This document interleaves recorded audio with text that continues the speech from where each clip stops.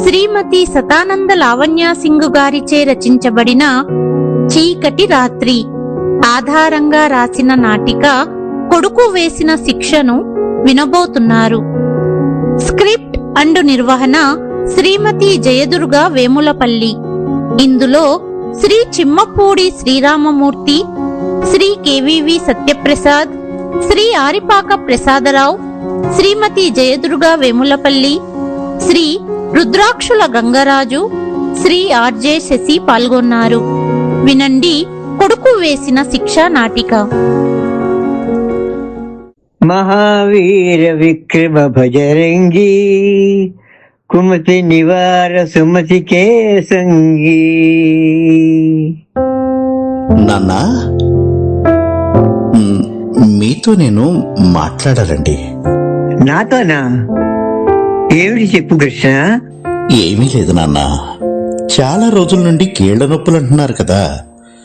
మీ సమస్య రోజు రోజుకి పెరిగిపోతుంది. మా ఫ్రెండ్ చెప్పాడు, కీళ్ల నొప్పులకి హైదరాబాదులో మంచి డాక్టర్ ఉన్నాడట. రేపు మిమ్మల్ని అక్కడికి తీసుకెళ్లి చూపిస్తాను, సరేనా? ఈ కీళ్ల నొప్పుల సమస్య వయసు పెరిగే కొద్దీ అందరికీ కలిగేది. దీనికి మందు లేదు. ఏ డాక్టర్ దగ్గరికి నేను రానురా. అలా అనకు నాన్న, ఇప్పుడు అన్ని వ్యాధులకి ట్రీట్మెంట్ ఉంది. ట్రీట్మెంట్ తీసుకుంటే నొప్పులు తగ్గిపోతాయి. వద్దు కృష్ణ, నా మాట విను. ఈ వయసులో డాక్టర్ దగ్గరికి అంటూ తిరిగి డబ్బులు వృధా చేయడం అవసరమా చెప్పు? అలా అంటే ఎలా నాన్న? మీరే చూస్తారుగా, ట్రీట్మెంట్ తీసుకున్న 10 రోజుల్లో నొప్పి లేకుండా నడిచేస్తారు. సరే కృష్ణ, నీ ఇష్ట ప్రకారమే కానివ్వు.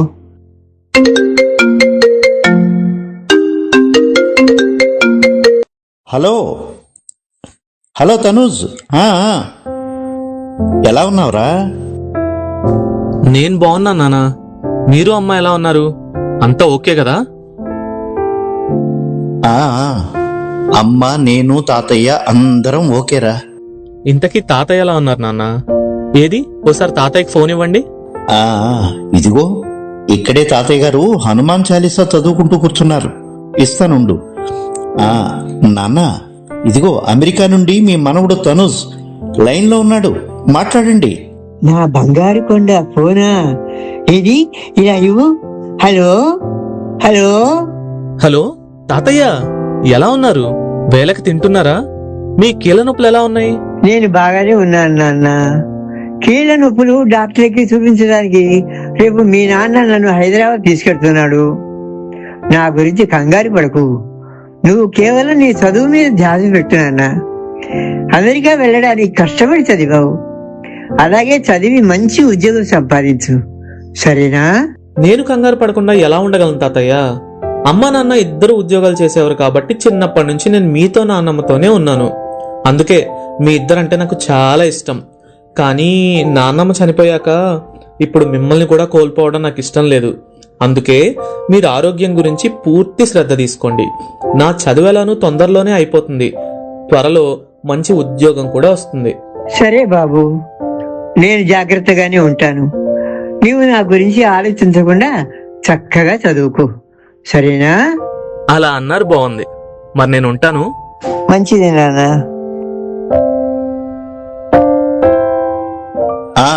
నాన్న, రెడీనా? మరి బయలుదేరదామా? రెడీగానే ఉన్నాను కృష్ణ, పద వెళదాం.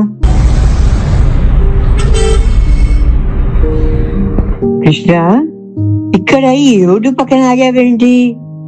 రోడ్డు ప్రక్కన ఆగటం కాదు నాన్న, ఇక్కడ ట్రాఫిక్ చాలా ఎక్కువగా ఉంటుంది. నేను డాక్టర్ దగ్గరికి వెళ్ళి అపాయింట్మెంట్ తీసుకుని వస్తాను. అప్పటి వరకు మీరు ఇక్కడే ఉండండి. బాబు, నన్ను కూడా నీతో తీసుకెళ్ళరా. నేను ఇక్కడ ఒంటరిగా కూర్చొని ఏం చేస్తాను చెప్పు? నాన్న, సాయంత్రం అయింది కదా, అందరూ ఆఫీస్ నుండి ఇంటికి వెళ్లే టైం ఇది. అందుకే ఈ టైంలో ట్రాఫిక్ చాలా ఎక్కువగా ఉంటుంది. ఈ ట్రాఫిక్ లో మిమ్మల్ని వెనకాల కూర్చోబెట్టుకుని స్కూటర్ నడపడం ఎంత ఇబ్బందో తెలుసా? మీరు ఎక్కడైనా పడిపోతే దెబ్బలు తగులుతాయి, లేదా కింద పడి ఎముకలు ఇరిగితే ఎందుకు వచ్చిన కష్టాలు చెప్పండి. మీరు ఇక్కడే ఉండండి, నేను వచ్చే వరకు ఎక్కడికి కదలొద్దు, సరేనా? నువ్వు చెప్పేది నిజమే కృష్ణ. సరే, నువ్వు వెళ్ళిరా. నువ్వు వచ్చే వరకు ఇదిగో ఈ రాయి మీద కూర్చుని ఉంటాను. అలాగే, ఇదిగో ఇలా వెళ్ళి అలా అపాయింట్మెంట్ తీసుకుని వచ్చేస్తాను. భయపడకండి. లేదులే, నువ్వు వెళ్ళిరా. నువ్వు వచ్చే వరకు నేను ఇక్కడే ఉంటా.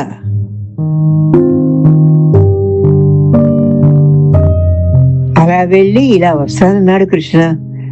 వెళ్ళి గట్టె దాటిపోయింది, ఎక్కడా కనపడటం లేదు. ఏమైనట్టు?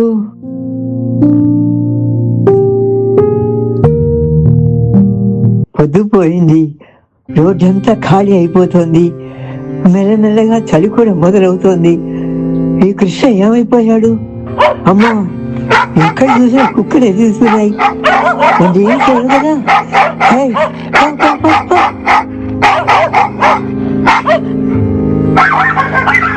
అమ్మా, చలి, అబ్బా, తట్టుకోలేకపోతున్నాను. ఈ వెప్పరాడు చెవులకి చుట్టుకుంటాను.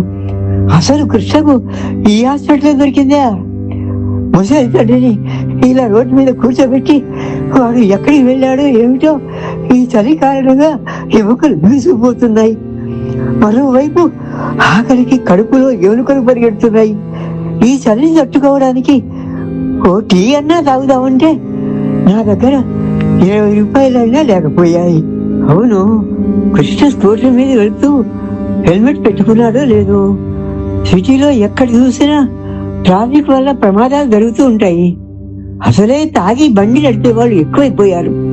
రోజు పేపర్లో అవే వార్తలు చూస్తున్నాం. ఎవరైనా స్పీడ్గా వెనకరించి వచ్చి కృష్ణ స్కూటర్ను ఢీ కొట్టలేదు కదా? లేదా ఏ ట్రక్కో ఢీ కొట్టి కృష్ణకు యాక్సిడెంట్ అయిందా? భగవంతుడా, నా కొడుకు గురించి ఇలాంటి ఆలోచన ఏమిటి? వాడికి ఏమీ కాదు, ఏదీ కాదు. ఆ స్కూటర్లో పెట్రోల్ అయిపోయి ఉంటుంది.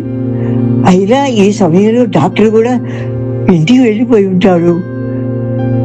మరి ఇంకేమై ఉంటుంది అబ్బా? భగవంతుడా, భగవంతుడా, ఏమిటి నాకు ఈ పరీక్ష?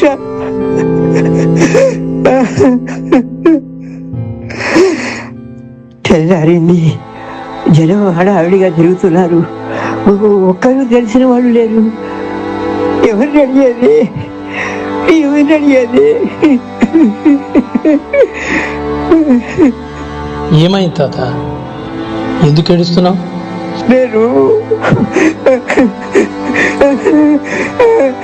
నేను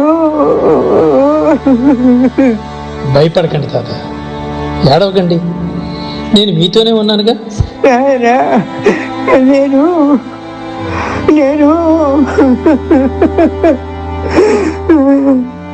తాత, చలికి మీ ఒళ్ళు ఎలా వణికిపోతుందో చూడండి. ఉండండి, నా కోటు మీకు కప్పుతాను. కాస్త వెచ్చగా ఉంటుంది. మీరు ఈ రాత్రి అంతా ఇలా చలిలో ఎందుకు కూర్చున్నారు తాత?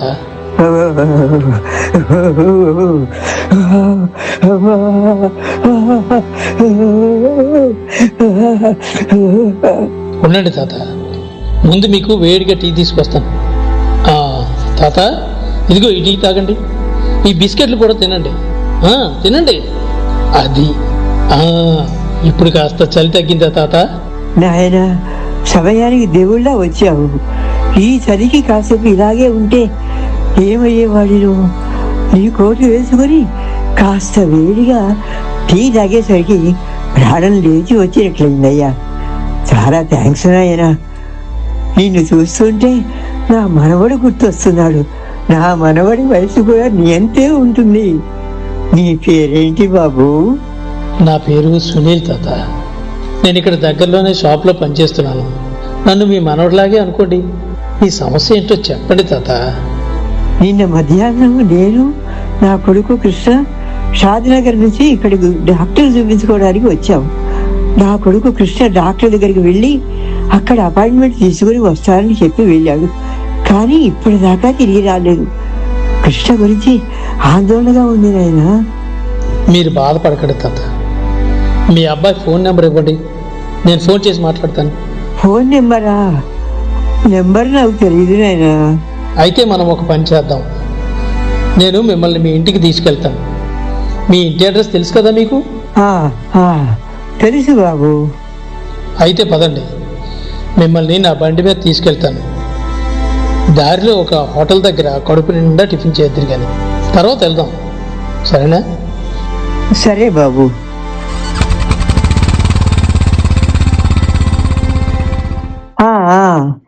ఇక్కడే ఇదే బాబు మా ఇల్లు. సరే తాత, నెమ్మదిగా దిగండి. అరే, ఇల్లు తాళం వేసి ఉందే. మీరు ఇక్కడే ఉండండి తాత, పక్కింటి వాళ్ళను మీ అబ్బాయి గురించి ఏమైనా తెలిసేమో అడిగి వస్తాను.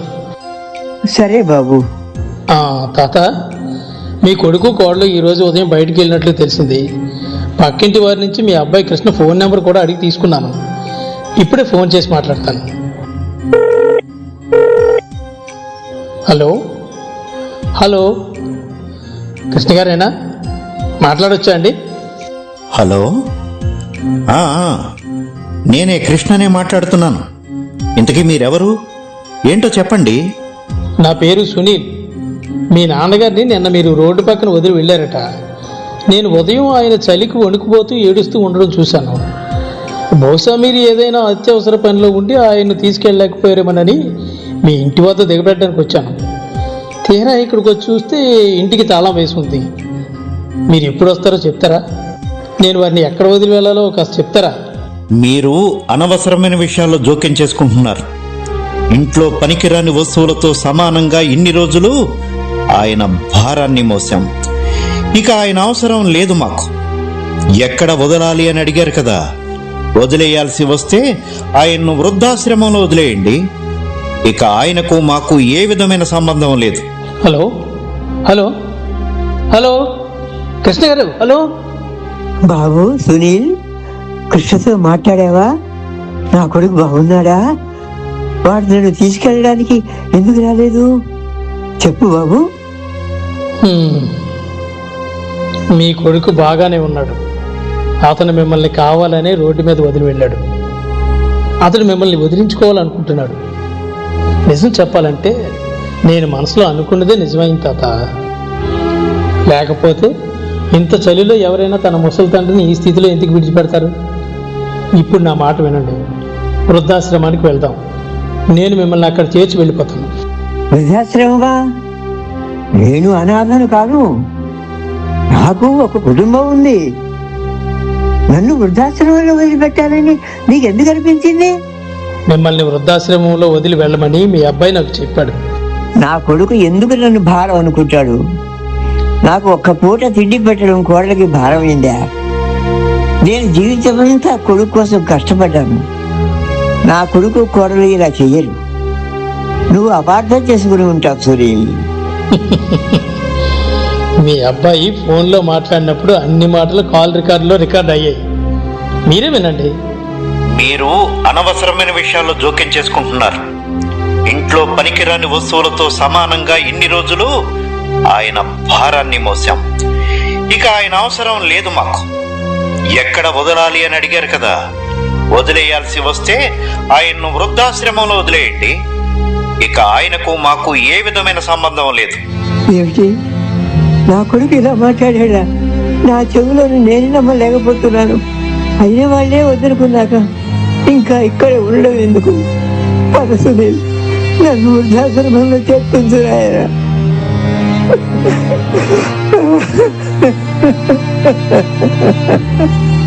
బాధపడకండి తాత, నేను ఇప్పుడే సిటీలో మంచి వృద్ధాశ్రమం కోసం వెతుకుతాను. దొరికింది తాత, పదండి వెళ్దాం.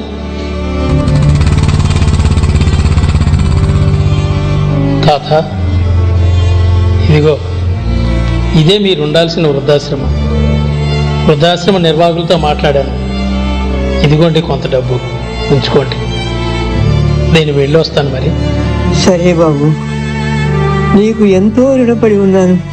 అలా అనకండి తాత. మనిషి అన్నాక సాటి మనిషికి ఆ మాత్రం సాయం చేయకపోతే ఎలా? వస్తాను, వెళ్ళొస్తాను తాత.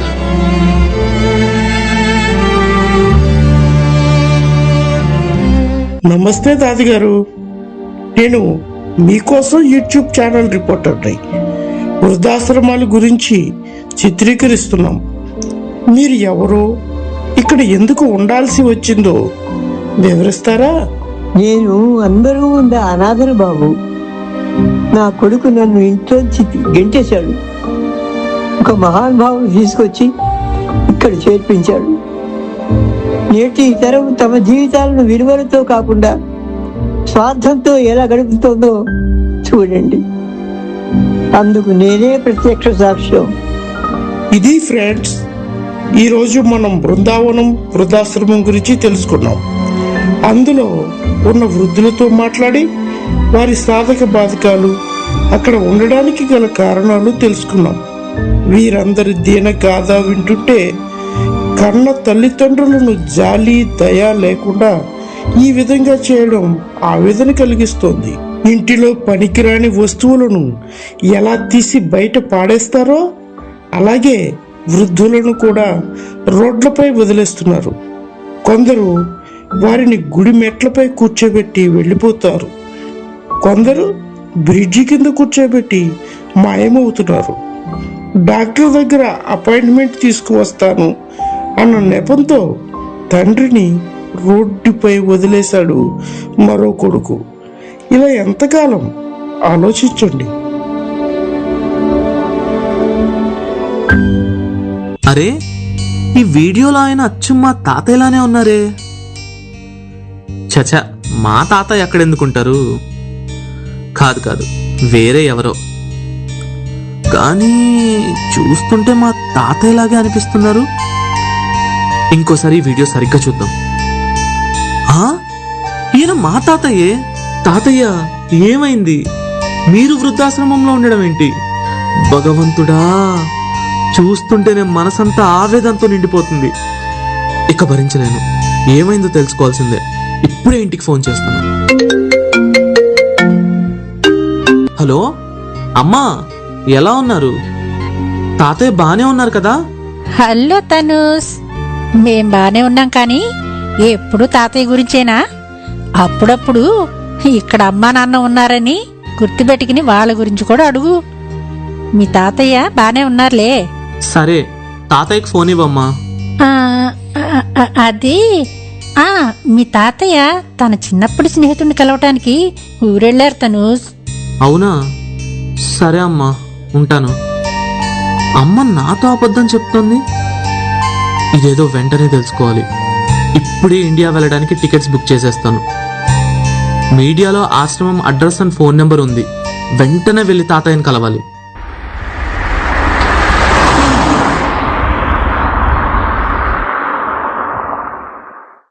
శివసుభా వృక్షం మీద కొమ్మల నడుమ తెల్లని వస్త్రంతో మెరుపు తీగల వంటి ఎర్రని కాంతితో వెలిగే వానరుని చూసింది సీతాదేవి. చూడడంతో ఆవిడ గుండె దడదడలాడింది. అంతలో ఆశ్చర్యం కలిగింది. వానరుడు ఏమిటి, ఇంత శరీరం ఏమిటి అనిపించింది. తాతయ్య ఎవరు? నాయనా తనూజు, నువ్వా? తాతయ్య, ఏంటి తాతయ్య? నువ్వు ఎప్పుడు వచ్చావు తనూజ్? తాతయ్య, అమెరికాలో ఉన్నప్పుడు మీ వీడియో చూశాను. ఇక ప్రశాంతంగా ఉండలేకపోయాను. అసలు ఇదంతా ఎలా జరిగింది అర్థం కావట్లేదు తాతయ్య. నిజం చెప్పండి తాతయ్య, అమ్మా నాన్న మిమ్మల్ని ఇక్కడ ఇలా ఎలా? ఏమీ లేదు తనూజ్, నాకు నేనే ఇక్కడికి వచ్చాను అంతే. మీరు అబద్ధం చెప్తున్నారని నాకు తెలుసు తాతయ్య. వీడియోలో మీరు చెప్పింది అంతా విన్నాను. నిజం చెప్పకపోతే నా మీద ఒట్టే. చెప్పండి. ఏం చెప్పమంటావు తనూజ్? ఇన్ని రోజులు మీ అమ్మ నాన్న నాతో ప్రేమగా ఉన్నట్టు నటించారు. వృద్ధాప్యంలో నేను భారంగా మారాను. అందుకే నన్ను రోడ్డు మీద వదిలేశాడు మీ నాన్న. వదిలేశాడు.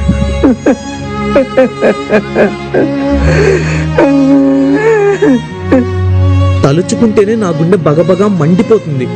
ఇక చూస్తూ ఊరుకునేది లేదు. నాతో రండి తాతయ్య. వద్దు బాబు, నేను ఇప్పటికే మోసపోయాను. ఇక ఆ ఇంటికి రాను. తాతయ్య, మీ మనవడు వచ్చాడు. ఇక మీకు ఏ భయం లేదు. పదండి.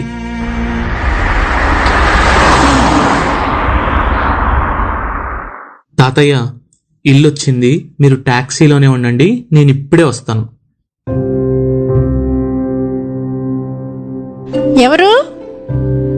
అరే తనూస్, ఏంట్రా ఇంత సడన్ గా? ఏమండోయ్, ఇటు రండి, ఎవరొచ్చారో చూడండి. ఏమిటి గీత హడావుడి? ఎవరొచ్చారేమిటి అంత హడావుడి చేస్తున్నావు? అరే తనూస్, ఏంట్రా, ఏంటిలా చెప్పా పెట్టకుండా ఊడిపడ్డావు? ఆగండి, ఇద్దరు నన్ను ముట్టుకోవద్దు, దూరంగా ఉండండి. ముందు తాతయ్య ఎక్కడున్నారో చెప్పండి. బాబు తనూస్, గత వారం రోజుల నుంచి మీ తాతయ్య మానసిక స్థితి ఏమీ బాగలేదురా. డాక్టర్కి చూపెట్టాను, కానీ ఫలితం లేకపోయింది. 2 రోజుల క్రితమే ఇల్లు వదిలి ఎక్కడికో వెళ్ళిపోయారు. కానీ తాతయ్య తన స్నేహితుడిని కలవడానికి ఊరెళ్ళాడని అమ్మ ఫోన్లో చెప్పింది. అది మరేమో అది తనూస్, తాతయ్య మానసిక స్థితి బాగోలేదంటే నువ్వు బాధపడతావేమోనని నిజం చెప్పలేదురా, అంతే. అదే నువ్వు బాధపడతావని, అంతే అంతే. నాన్న, నిజంగానే తాతయ్య మానసిక స్థితి బాగోకపోతే ఆయన ఇంట్లో నుంచి బయటకెళ్ళి ఇన్ని రోజులైంది కదా, మరి మీరు పోలీస్ స్టేషన్కి వెళ్ళి రిపోర్ట్ ఇచ్చారా? పోలీస్ స్టేషన్లో రిపోర్టు అదేరా తనూజ్, అదే ఈ రోజే ఇద్దామని అనుకుంటున్నాను. ఇదిగో ఇంతలో నువ్వు వచ్చేసావు, అంతే. ఎందుకు నాన్న అబద్ధాలు చెప్తున్నారు? తాతయ్య, ఇలా లోపలికి రండి. నాన్న, ఎక్కడికి వెళ్ళిపోయారు మీరు? మేం మీకోసం ఎక్కడెక్కడో వెతికాం తెలుసా? అవును మావయ్య గారు, మీ అబ్బాయి నేను మీరు కనపడక ఎంత తల్లడిల్లిపోయామో తెలుసా? ఇంకొకసారి అలా ఎక్కడికి వెళ్ళకండి మావయ్య గారు, రండి ఇలా కూర్చోండి. అమ్మా, నాన్న, మరీ అంత నటించకండి. మీ ఇద్దరికి ఒక వీడియో చూపిస్తాను చూడండి. నేను అందరూ ఉండే అనాథను బాబు. నా కొడుకు నన్ను ఇంట్లోంచి గెంటేశాడు. ఒక మహానుభావుడు తీసుకొచ్చి ఇక్కడ చేర్పించాడు. నేటి తరం తమ జీవితాలను విలువలతో కాకుండా స్వార్థంతో ఎలా గడుపుతుందో చూడండి. అందుకు నేనే ప్రత్యక్ష సాక్ష్యం. నాన్న, ఓ విషయం చెప్పండి. సొంత తండ్రిని వణికే చలిలో రోడ్డు పక్కన వదిలేయడానికి మీకు మనసులో ఒప్పింది నాన్న. కొంచెం కూడా బాధ అనిపించలేదా? ఏమ్మా, రోజుకు 2 పూటలా తాతయ్యకు భోజనం పెట్టడం కూడా నీకు కష్టమైపోయిందా? అమ్మ అంటే ప్రేమకి మరో రూపం అంటారు. దయాకరుణ కలిగి ఉండేదే తల్లి.